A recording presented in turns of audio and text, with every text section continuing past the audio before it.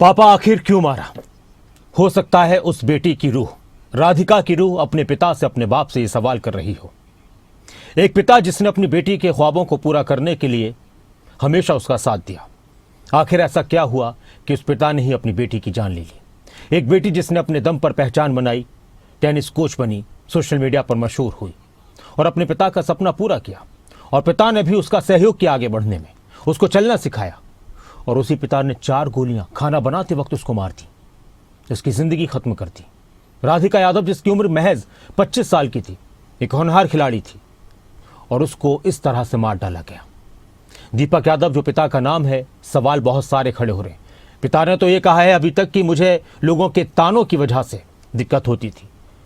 तो क्या सिर्फ तानों ने ही, लोगों के तानों ने ही जान ले ली राधिका की, या इसके पीछे कोई और कहानी है? इस मामले को लेकर रिपोर्ट लगातार सामने आ रही है और जांच भी चल रही है। और सवाल यह भी है कि क्या ये एक सोची समझी प्लानिंग के साथ की गई हत्या है? ये रिपोर्ट देखिए। राधिका यादव हत्याकांड की क्या है असली वजह? पोस्टमार्टम से खुला हत्याकांड का सच।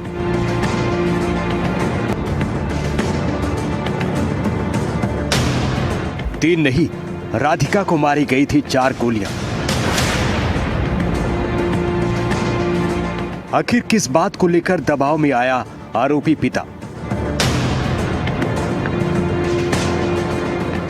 राधिका की मौत समाज का डर या फिर कुछ और?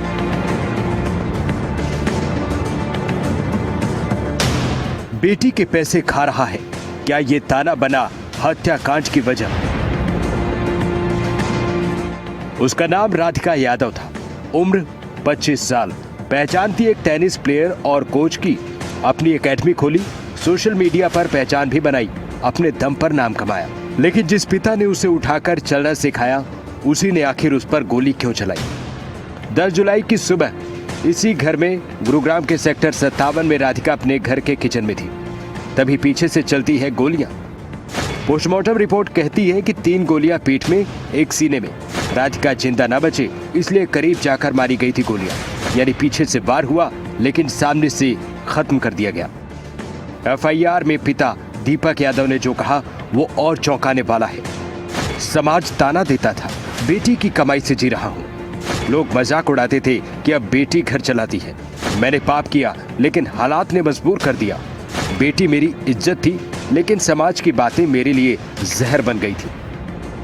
सवाल है, राधिका यादव हत्याकांड सिर्फ वैसा है जैसा सामने से दिख रहा है और बताया जा रहा है, या फिर इसके पीछे कोई और राज है जो अब तक सामने नहीं है? सवाल इसलिए खड़े हैं क्योंकि दीपक यादव बिल्डर है, उसकी खुद की करोड़ों की प्रॉपर्टी है। राधिका को टेनिस प्लेयर बनाने में पिता का सबसे बड़ा रोल रहा। महंगे टेनिस रैकेट दिलवाए, पिता ने सारा काम धंधा छोड़ 5-6 साल तक उसे विदेश में ट्रेनिंग दिलवाई, गुरुग्राम में अच्छा खासा पैसा खर्च कर एकेडमी खोलकर दी। सवाल है कि पिता की नाराजगी की वजह क्या थी? राधिका ने 2023 में एक म्यूजिक वीडियो शूट किया, बतौर लीड एक्ट्रेस रोल प्ले किया था।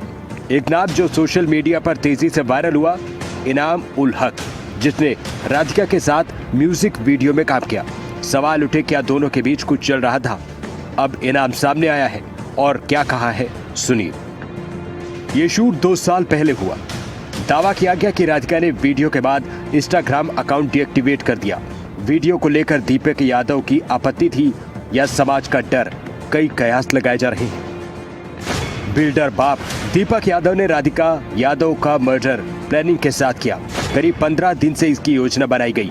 दीपक यादव पिछले 15 दिन से सोया नहीं था, घर में बेचैन घूमता रहा। राधिका की मां बीते 2 हफ्तों से राधिका के साथ एकेडमी जा रही थी। राधिका ने अपने सोशल मीडिया अकाउंट को भी डिलीट कर दिया था। राधिका की हत्या का मामला अब राधिका के अफेयर से जुड़ रहा है। घर में विवाद था जिसकी वजह से राधिका घर छोड़ने की प्लानिंग कर रही थी। कई सारी रिपोर्ट्स हैं जिस पर अभी खुलासा होना बाकी है। इनाम उल हक का नाम सामने आते ही सोशल मीडिया ने उन्हें कटघरे में खड़ा कर दिया, लेकिन अब तक की जांच कहती है कि वो सिर्फ एक को एक्टर था। सवाल अब वही है, राधिका की हत्या की असली वजह समाज का ताना था या फिर पिता के भीतर बैठा एक डर? क्या एक पिता को बेटी की आजादी से डर लगने लगा था? उसके बाद मैं कभी नहीं मिला। और हमारी पर्सनल लेवल पे इतनी भी बातचीत नहीं थी कि शूट के बाद हाय हेलो या बाय कुछ भी हुआ हो। सारे सीन डन हुए, वो चले गए, मैं चला गया, क्योंकि ये मेरे लिए नॉर्मल है। मैं ऐसे शूट करता आया हूँ इंडस्ट्री में, मैंने बहुत काम किया है और आगे भी करूँगा। लेकिन ये मेरे लिए बिल्कुल अनएक्सपेक्टेड है जो हो रहा है, और इसको हिंदू मुस्लिम का एंगल भी दिया जा रहा है, क्योंकि मैं सोच नहीं पा रहा हूँ कि मेरा कोई लेना देना नहीं है। ऐसे इन फ्यूचर अगेन किसी का ऐसे मर्डर हो जाए जो मेरे साथ काम कर चुकी है, तो अगेन मुझ पे बात आएगी या क्या नहीं है। बट राधिका का सोशल मीडिया है नहीं इंस्टा पर अभी कहीं भी, तो एक फुटेज मेरे गाने की पड़ी हुई है यूट्यूब पर, इसलिए वो हाईलाइट ज्यादा हो रही है। बस इतना ही है। उसके बाद मेरी ऐसी कोई बातचीत नहीं, कोई पर्सनल रिलेशन नहीं, कोई दोस्ती भी नहीं। राधिका की हत्या सिर्फ एक मर्डर तक सीमित नहीं है, ये सोच की हार है। एक समाज की कहानी है जो आज भी बेटी की कामयाबी से डरता है। सवाल ये नहीं कि राधिका की गलती क्या थी, सवाल ये है कब तक और आखिर क्यों बेटियों को उनके सपनों की सजा मिलती रहेगी। गुरुग्राम से करण जयसिंह के साथ ब्यूरो रिपोर्ट, खबरें अभी तक।